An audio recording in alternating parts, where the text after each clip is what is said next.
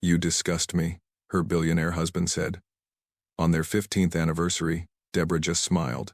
Did you hear me, Deborah? Alejandro's voice was sharp, cutting through her thoughts like the edge of a knife. His dark eyes held nothing but contempt. I said you disgust me. Every polished smile, every boring dinner party, every moment I've had to pretend you were more than just an ornamental wife. The city lights below continued twinkling. The expensive wine sat untouched. The imported roses he'd ordered as a cruel joke sat between them, their thorns pointing toward her like accusations. I heard you, she said softly, her voice steady despite the inferno building inside her chest. I'm just wondering why you chose tonight to tell me this. Before we continue with the story, be sure to subscribe to the channel and give the video a like. Oh, and drop a comment below letting us know where you're watching from. We love seeing that. Alejandro leaned back in his chair, confident, almost amused. Because I'm done pretending. Because Olivia and I are tired of sneaking around. Because you deserve to know that I'm choosing her, Olivia, his personal assistant. The sharp, ambitious woman who had sat across from Deborah at countless business dinners, who had traveled with Alejandro to every international meeting, who had smiled at her with perfect teeth while plotting her destruction. How long? Deborah asked. Though she already knew the answer down to the exact date they'd started their calculated affair. 7 years, Alejandro said without hesitation, without shame, without even the courtesy of looking uncomfortable. 7 years of actually feeling something. 7 years with a woman who understands ambition, who challenges me, who isn't content being a beautiful statue in my home. Deborah's smile widened, and for the first time that evening, Alejandro's confidence flickered. He had expected tears streaming down her face. He had expected begging, pleading, desperate questions about what she'd done wrong. He had expected her to crumble like every other obstacle he'd bulldozed in his ruthless climb to power. Instead, she looked almost serene. 7 years, she repeated, nodding slowly as if confirming a business calculation. And you've been planning this conversation for how long? Does it matter? Alejandro snapped, irritation creeping into his voice. The point is, we're done. I'm filing for divorce. Olivia and I are moving forward, and you can return to whatever simple life you had before you became Mrs. Scott. Before she became Mrs. Scott? As if she hadn't spent 15 years managing his public image. As if she hadn't smoothed over his business scandals with charm and strategic philanthropy. As if loving him hadn't been the most expensive mistake of her life. I trapped you? Deborah asked, her tone still measured, still controlled. By loving you? By managing your reputation? By turning you from an ambitious investor into a respected billionaire? By being boring? Alejandro shot back, his words landing like bullets. By being predictable? By being everything that Olivia isn't.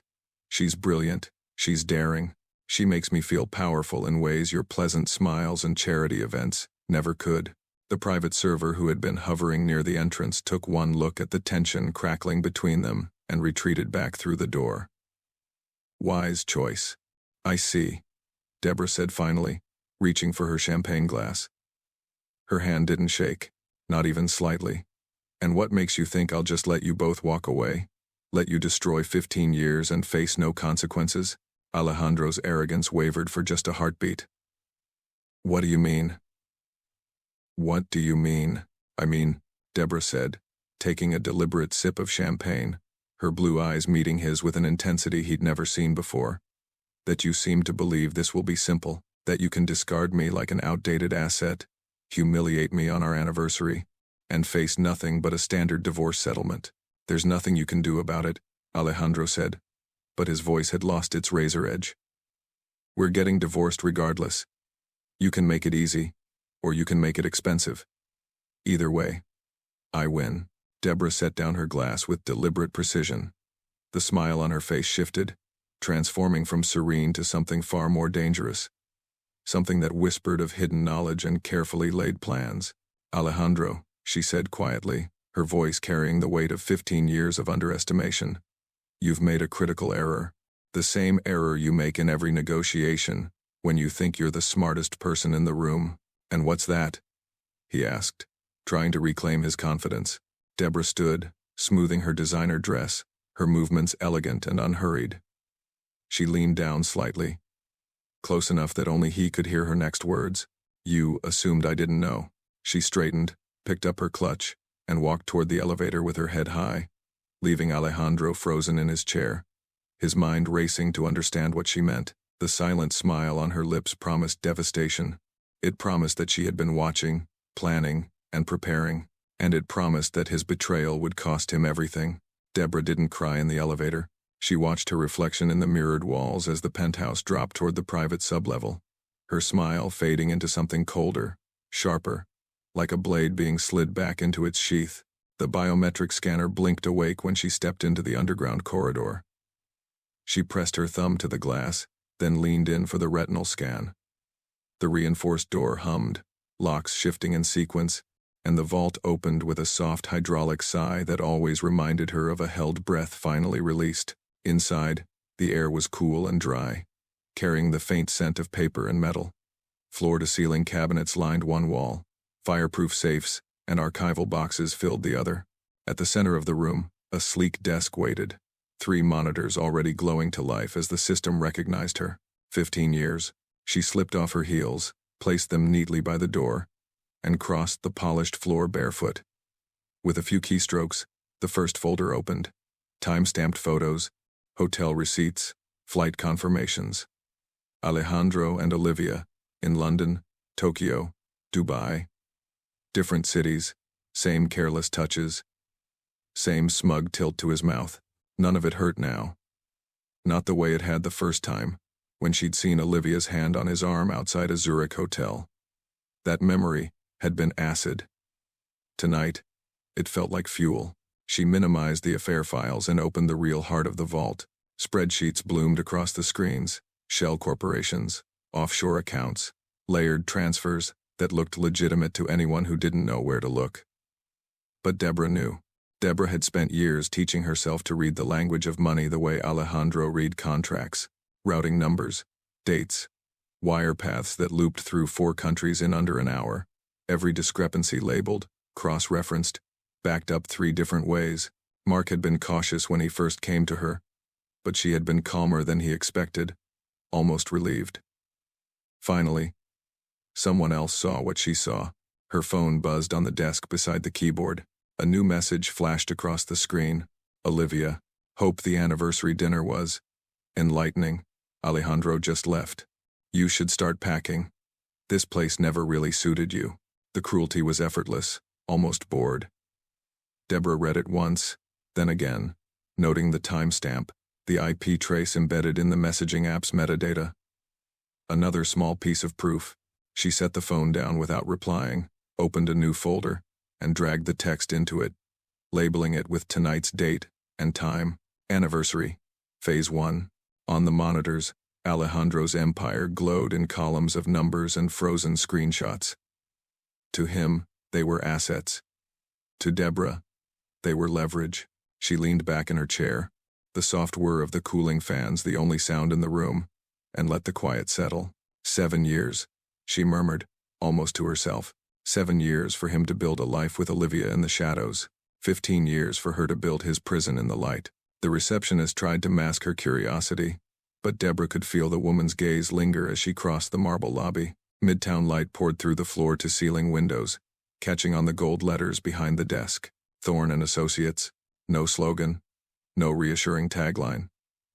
If you came here, you already knew what he did. Mrs. Scott, the receptionist said, rising quickly. Mr. Thorne is ready for you. Deborah followed her down a hushed hallway where every door was closed, every conversation sealed behind soundproof glass. Power lived in these walls, but it didn't need to shout. It whispered through the art, the minimalism, the absence of anything sentimental. Elias Thorne was already standing when Deborah stepped into his office. He was taller than she'd expected, all sharp lines and contained energy, his suit a shade darker than the city outside his panoramic windows. Salt threaded through his dark hair at the temples, the only concession to age. His eyes, however, were timeless, cool, assessing, not unkind but utterly uninterested in anything he couldn't use. Mrs. Scott, he said, offering his hand. I've heard a great deal about your husband. Most of it from his PR team, I'm guessing, she replied, taking the chair opposite his desk. I'm here to discuss the parts they left out. One of his brows lifted, barely. He settled back, fingers steepled. Then let's not waste time. Deborah set her leather folder on the glass surface between them, then placed her phone beside it. She didn't bother with a preamble. One tap, and the first slideshow appeared on the monitor mounted to the wall. Photos, messages, hotel records, Alejandro and Olivia, framed by luxury. 7 years, she said. Affair with his personal assistant, travel records, security footage, private messages, and a rather unwise trail of gifts purchased through company accounts. Thorne watched the images cycle without comment. Embarrassing, he said finally, but survivable. For a man like Alejandro. This alone is an expensive inconvenience at best. Is that all you've brought me? Deborah almost smiled. No, she said quietly. That's the part meant for the tabloids. This is for you. She slid a slim external drive across the desk. Thorne glanced at it, then at her. There was a shift in his gaze now. A flicker of genuine interest. What am I looking at? He asked. Layered shell corporations, Deborah replied. Offshore accounts, falsified invoices, cross-border transfers, disguised as consulting fees.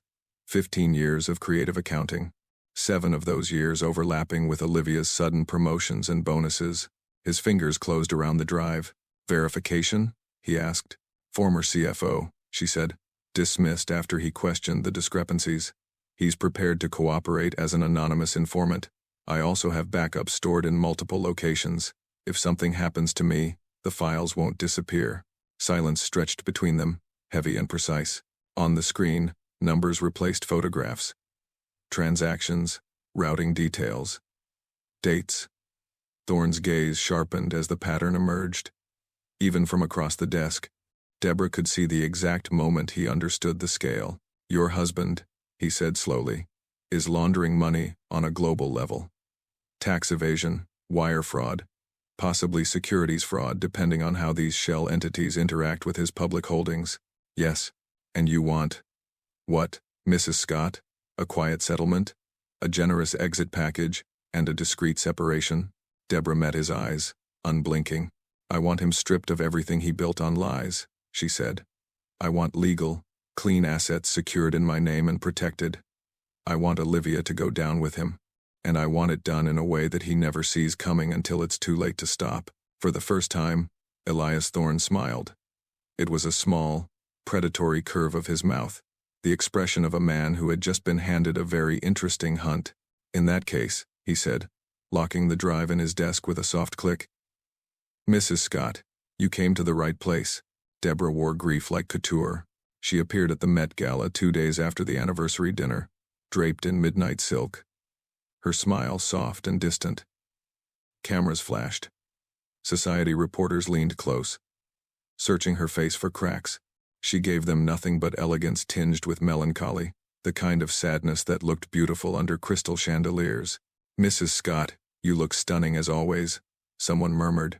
Thank you, she said, her voice carrying just the right note of fragility. It's good to stay busy. By morning, the whispers had started. Poor Deborah. She looked so lost. Do you think she knows? Perfect.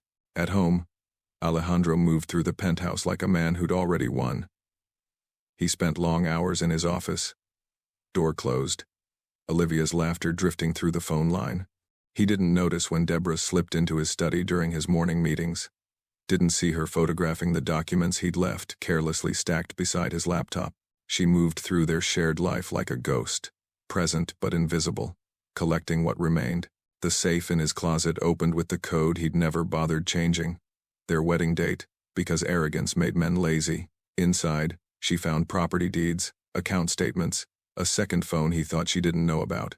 She didn't take anything, just photographed it all. Each page clear and sharp under the soft glow of her phone's flashlight. In the living room, she packed her personal items slowly, deliberately. Books. A few framed photos from before everything soured. The painting her mother had given her. The one Alejandro had always hated. She wrapped each piece carefully, placing them in labeled boxes as if she were surrendering, retreating quietly into whatever diminished life he imagined for her. He watched her once from the hallway, arms crossed, satisfaction gleaming in his eyes. I'm glad you're being reasonable about this. he said. Deborah looked up, her expression composed, almost serene. There's no point in making it uglier than it needs to be.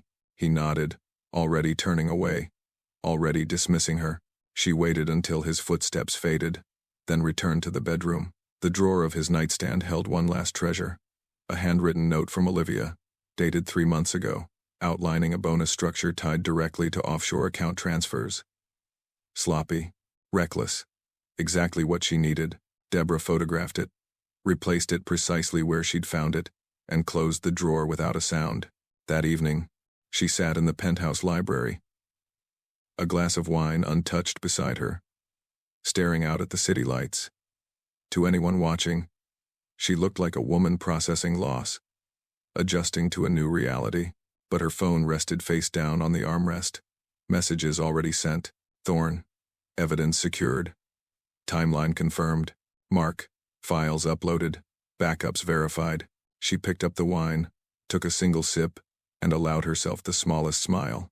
Alejandro thought she was retreating. He had no idea she was circling. The cafe was tucked into a Brooklyn side street where no one from their world would think to look. Small tables, mismatched chairs, the kind of place where anonymity came easy, and surveillance cameras pointed at the register, not the corners. Mark arrived 10 minutes early. Deborah watched him through the window before entering, noting the tension in his shoulders, the way his fingers drummed against his coffee cup. He looked thinner than she remembered. Older, like being right had cost him more than being wrong ever would have. She slipped into the chair across from him without ceremony. "Mrs. Scott," he said quietly, surprise flickering across his face. "I wasn't sure you'd actually come. You said you had something I needed to see," Deborah replied, setting her purse on the empty chair beside her. "I'm listening." Mark glanced around the cafe, a reflex born from months of looking over his shoulder. Then he slid a plain folder across the table. No labels. No markings. "Everything I tried to show him before he fired me," Mark said. "Routing structures, shell entities, falsified reports. I thought maybe he didn't understand the risk.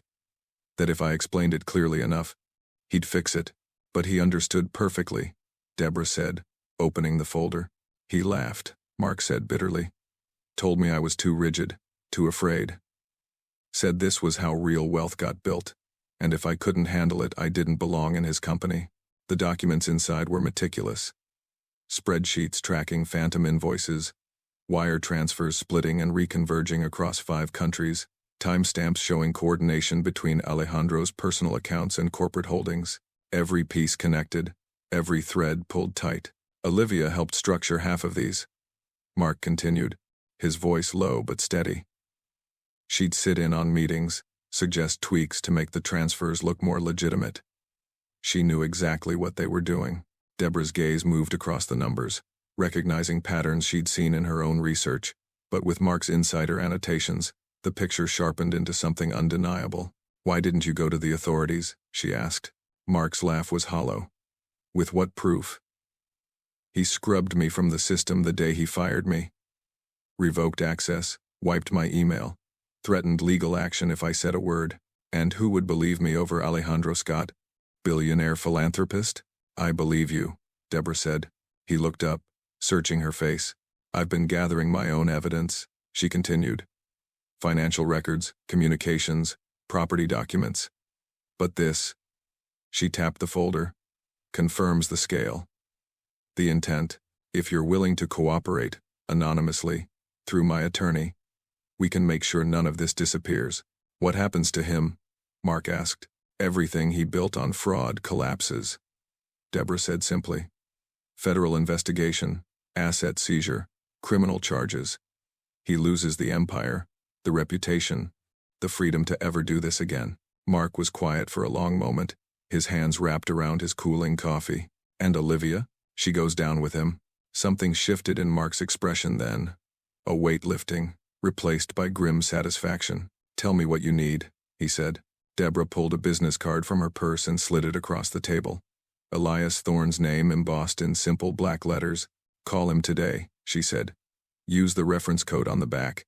He'll protect your identity and coordinate with federal investigators.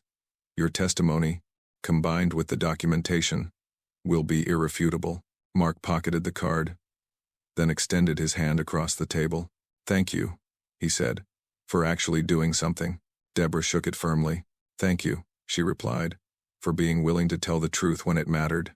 She left first, stepping back into the cold Brooklyn morning, the folder secured in her bag. Behind her, Mark remained at the table, staring at Thorne's card like it was a lifeline he'd been searching for since the day Alejandro destroyed his career. 2 blocks away, Deborah unlocked her phone and sent a single message.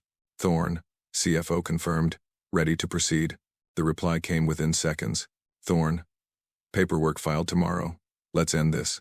The conference room at Thorne & Associates felt like a war room. Documents covered the table in precise stacks.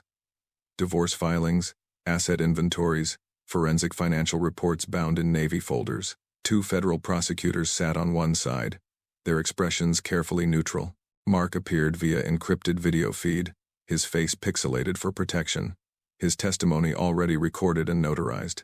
Deborah sat at the head of the table, Thorne to her right, both of them calm in a way that came from knowing every variable had been calculated. "Timeline," Thorne said, sliding a single sheet of paper to the center of the table. "We need precision. If Alejandro gets even an hour's warning, he'll start moving assets, destroying evidence, calling in favors." One of the prosecutors, a sharp-eyed woman named Chen, leaned forward. "Our team is ready. IRS and SEC have been briefed. We've coordinated with international enforcement in the Cayman Islands and Switzerland. Once we trigger the investigation, his accounts freeze simultaneously." "How long until the freeze takes effect?" Deborah asked. 6 hours from filing," Chen replied. "Maybe less, if the judge prioritizes it, which she will. The scale of the fraud guarantees expedited review." Thorne tapped a folder in front of him.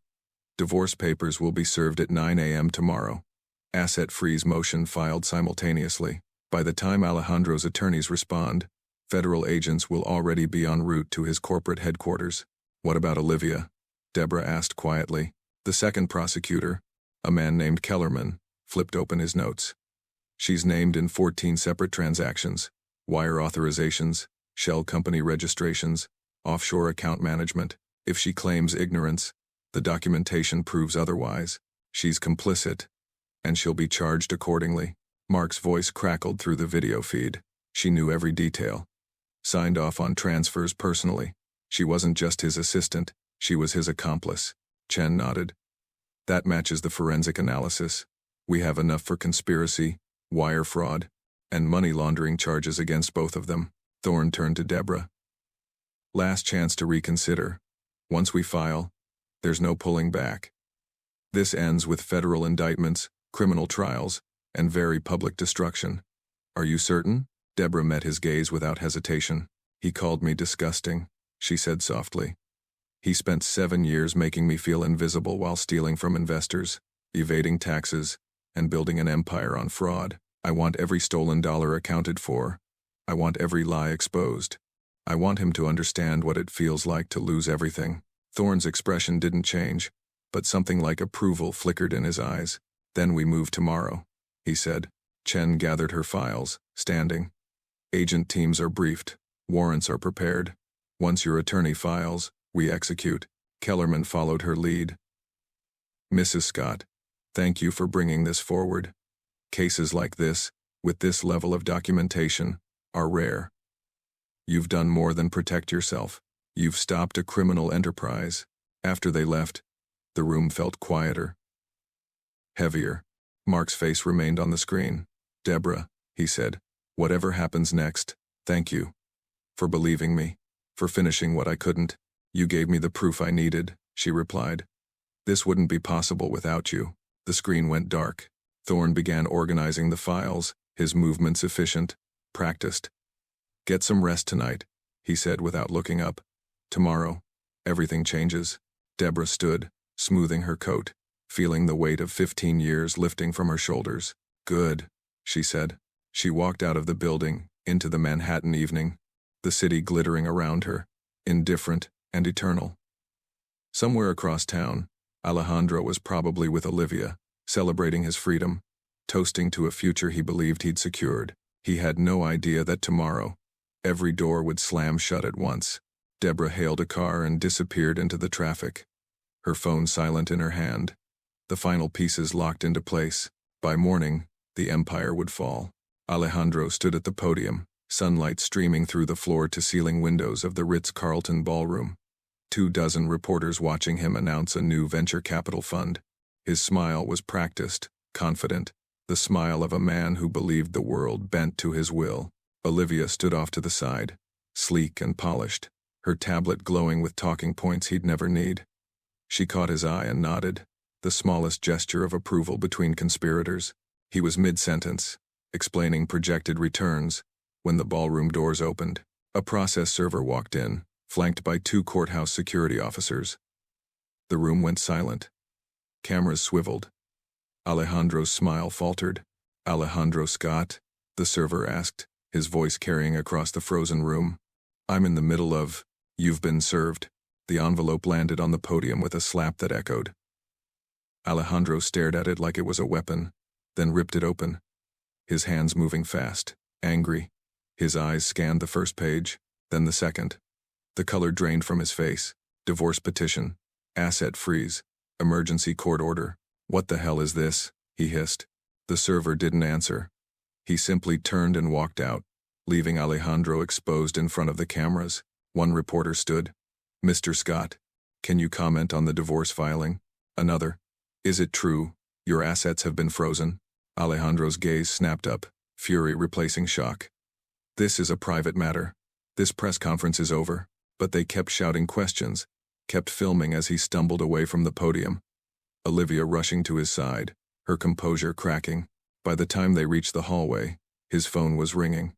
His attorney, his CFO, his board members, all calling at once. He answered the first call, his voice savage. "Explain to me how my wife just froze half my accounts." The attorney's voice was tight, panicked. "Alejandro, it's worse than that. There's a federal investigation, IRS and SEC. They're citing evidence of money laundering, wire fraud, tax evasion.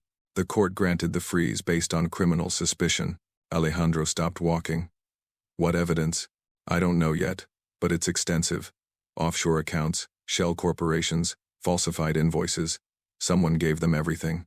His hand tightened around the phone. "Deborah. It had to be Deborah. But how? She was just a trophy wife, beautiful and boring and utterly beneath him.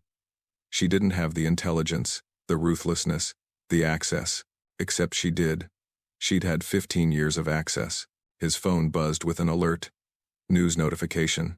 He opened it, his stomach twisting. Breaking. Billionaire Alejandro Scott faces federal scrutiny amid divorce filing. Wife's legal team. Cites questionable business practices. The article included a statement from Thorne and Associates. Measured and devastating. Mrs. Deborah Scott has filed for divorce and full asset protection due to recently discovered financial irregularities within her husband's business enterprises. We are cooperating fully with federal investigators to ensure a transparent legal process. Olivia grabbed his arm. "Alejandro, what does this mean?" He shoved his phone into his pocket, rage boiling over. "It means she knew. She's known the whole time, and she's been planning this." "She can't prove anything," Olivia said, but her voice wavered. "She doesn't need to prove it," Alejandro snapped. "She just needs to create enough doubt. The investigation will do the rest." Down the hall, reporters were gathering, cameramen setting up outside the ballroom. His phone rang again. The board chairman this time, his tone ice. "Alejandro, we need to talk. Now." Everything he'd built, every carefully constructed facade, was crumbling in real time.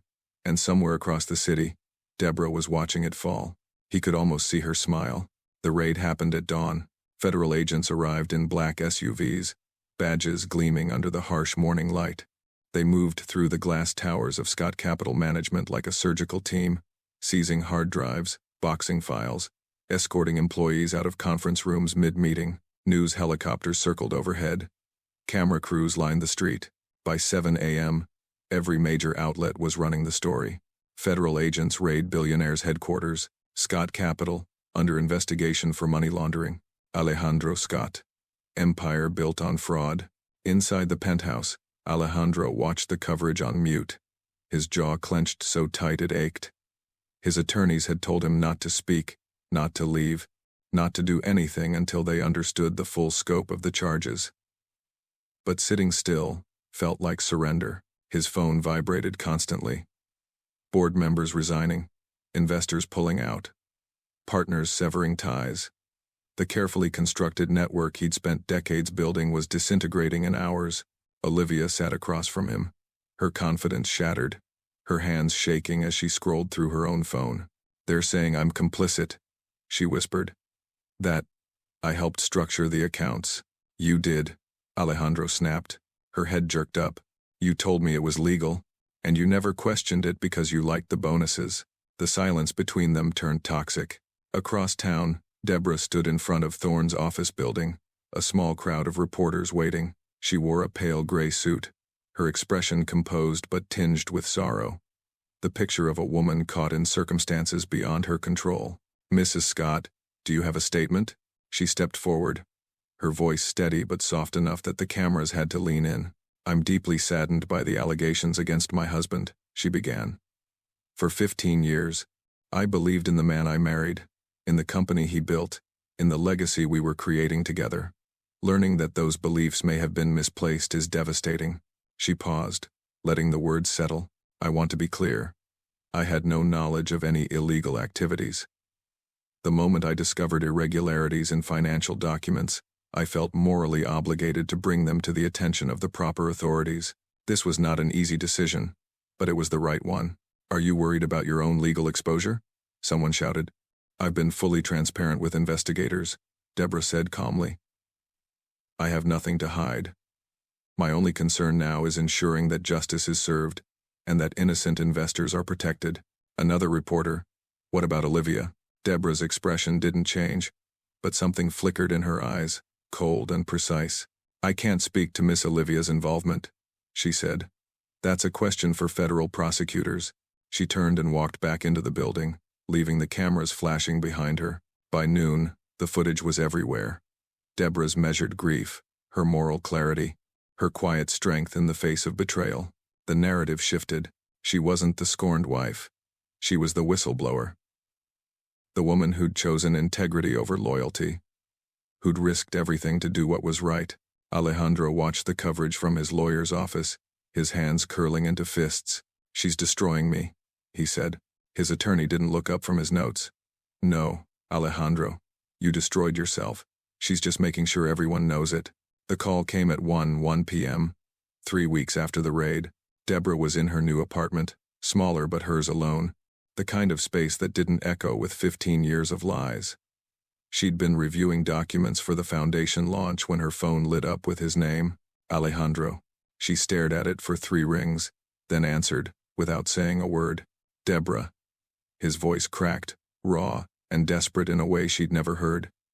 "Deborah, please, I need to talk to you." She said nothing. "They're going to indict me," he continued, the words tumbling out fast, frantic. "Criminal charges, wire fraud, money laundering, conspiracy. They're saying 20 years minimum. My lawyers can't stop it. The evidence is," he choked on the word, "it's everywhere." "I know," Deborah said quietly. "You have to help me," Alejandro begged.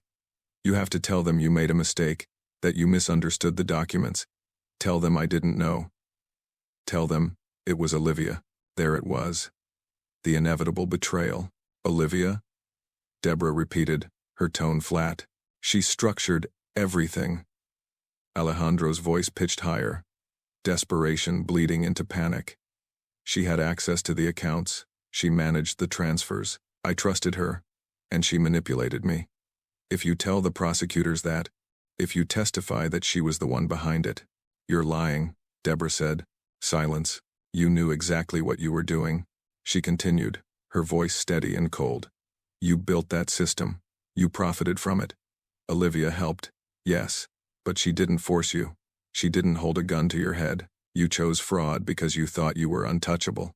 "Deborah, please, do you remember what you said to me?" she asked, cutting him off. "On our anniversary? You told me I disgusted you, that I'd disgusted you since day one." His breathing was ragged on the other end.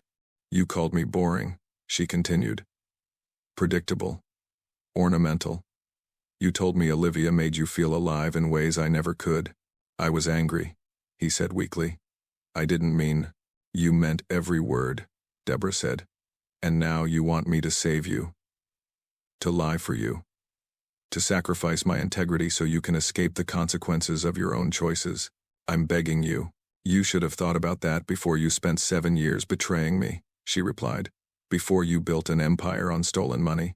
Before you underestimated me so completely that you didn't realize I was watching the entire time. Deborah, I'll lose everything. Good. The word landed like a blade. You disgust me, Alejandro, she said, her voice soft but absolute. You always have. I just didn't realize it until you finally told the truth. Wait. She ended the call. The phone stayed silent in her hand. The screen dark. Somewhere across the city, Alejandro was probably staring at his own phone, realizing that his last lifeline had just severed. Deborah set her phone on the table, picked up her wine glass, and returned to the foundation documents. She didn't think about him again that night. His downfall was no longer her concern. It was simply inevitable.